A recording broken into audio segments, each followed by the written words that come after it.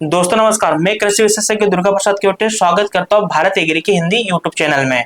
आज के वीडियो में हम जानेंगे कि किस उर्वरकों को या फिर खाद को किस खाद के साथ मिलाना चाहिए या फिर किस खाद के साथ मिलाना नहीं चाहिए और इसी के साथ किस खाद को आप आपस में मिलाकर फसलों में उपयोग कर सकते हो। तो चलिए जानते हैं इसकी संपूर्ण जानकारी के बारे में। दोस्तों, फसल का अच्छा वृद्धि विकास बढ़वार के साथ साथ अच्छा उत्पादन प्राप्त करने के लिए मार्केट के विभिन्न प्रकार के रासायनिक खादों या फिर उर्वरकों का उपयोग करते हैं, लेकिन कुछ खादों को आपस में मिलाकर या फिर उर्वरकों को एक साथ मिलाकर फसल में उपयोग बिल्कुल भी नहीं करना चाहिए।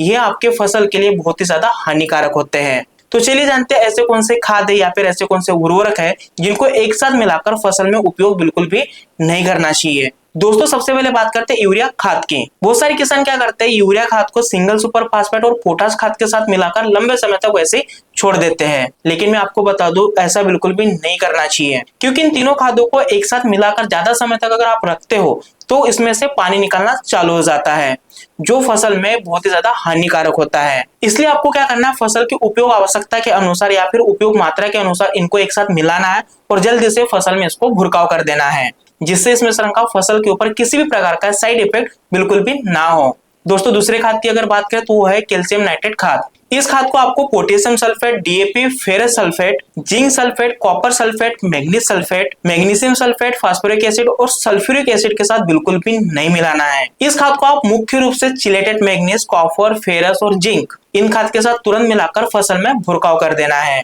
अगले खाद की कॉम्बिनेशन की बात करें तो पोटास और पोटेशियम सल्फेट। इन खादों को भी ज्यादा देर तक मिलाकर बिल्कुल भी नहीं रखना चाहिए। जैसे इसको मिलाया जाता है उसके बाद तुरंत ही फसल के ऊपर भुरकाव कर देना है। दोस्तों, डीएपी खाद की बात करें तो इसे ferrous sulphate, zinc sulphate, copper sulphate, manganese sulphate और मैग्नीशियम सल्फेट के साथ बिल्कुल भी नहीं मिलाना चाहिए। डीएपी खाद को आप मुख्य रूप से चिलेटेड मैग्नीज, कॉपर, फेरस और जिंक के साथ तुरंत आप मिला सकते हो और फसल के ऊपर भुरकाव कर सकते हो, जिससे कि फसल में किसी भी प्रकार का साइड इफेक्ट बिल्कुल भी ना हो। इसी के साथ मैं अगर बात करूं तो घुलनशील उर्वरक या फिर खाद 0:34 और 12:61 को एक साथ मिलाकर बिल्कुल भी उपयोग नहीं करना चाहिए और इसी के साथ फास्फोरस और सल्फर युक्त खादों को बिल्कुल भी फसल में मिलाकर छिड़काव नहीं करना चाहिए। इन खाद का एक साथ नहीं मिलाने का कारण यह है कि रासायनिक खादों का गुणधर्म और पीएच स्तर अलग अलग होता है। जब विपरीत गुणधर्म वाले खाद एक साथ मिलते हैं तो एक दूसरे के प्रभाव को कम कर देते हैं, जिससे ये खाद मिट्टी में प्रॉपर तरीके से बिल्कुल भी घुल नहीं पाते हैं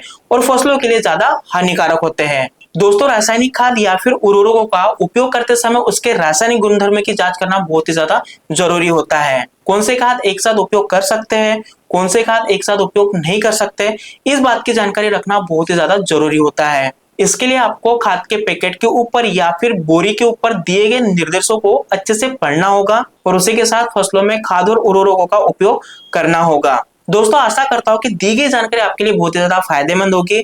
इसी के लिए वीडियो को लाइक करें, शेयर करें और कमेंट्स में अपनी राय देना बिल्कुल भी ना भूलें। मिलते हैं अगले वीडियो में नए टॉपिक और नई जानकारी के साथ। तब तक के लिए धन्यवाद।